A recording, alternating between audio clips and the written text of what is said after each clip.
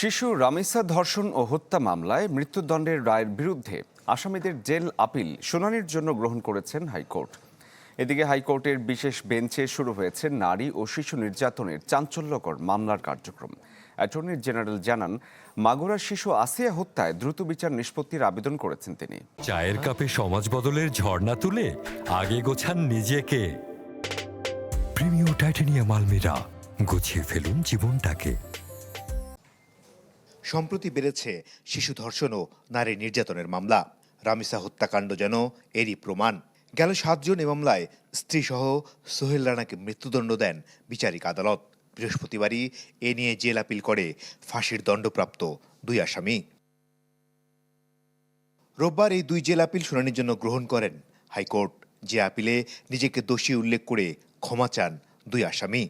কারা তত্ত্বাবধায়কের মাধ্যমে সুপ্রিম কোর্টের হাইকোর্ট বিভাগে তারা আপিল দায়ের করেছেন, যেটাকে আমরা জেল আপিল বলি। জেল আপিল মঞ্জুরির আবেদনপত্র অনুমোদন করেছেন এবং আমি আদালতকেও বিনয়ের সঙ্গে বলেছি যে রামিসা হত্যা মামলার পেপার বুক তৈরি করে মৃত্যুদণ্ড রেফারেন্স শুনানির যে প্রস্তুতি, সেটি সম্পন্ন দ্রুততর হবে যদি আজকের মধ্যেই আপনারা এই আদেশটি যদি স্বাক্ষর করে যদি সংশ্লিষ্ট সেকশনে পাঠিয়ে দেন। আদালত বলেছেন যে আজকেই দুপুরের মধ্যে তারা এই আদেশটি, অর্থাৎ তাদের মৃত্যুদণ্ডপ্রাপ্ত 2 জন ব্যক্তি সোহেল এবং স্বপ্না, তাদের আপিল মঞ্জুরির যে আদেশ, জেল আপিল মঞ্জুরির আদেশটি তারা সেকশনে পাঠিয়ে দেবেন। এদিকে চাঞ্চল্যকর শিশু নির্যাতনের মামলা নিষ্পত্তিতে প্রথমবারের মতো হাইকোর্টে হওয়া বিশেষ বেঞ্চের কার্যক্রম শুরু হয়েছে, যেখানে মাগুরার শিশু আসিয়া ধর্ষণ ও হত্যায় হাইকোর্টে দ্রুত বিচার নিষ্পত্তির আবেদন করেছেন অ্যাটর্নি জেনারেল।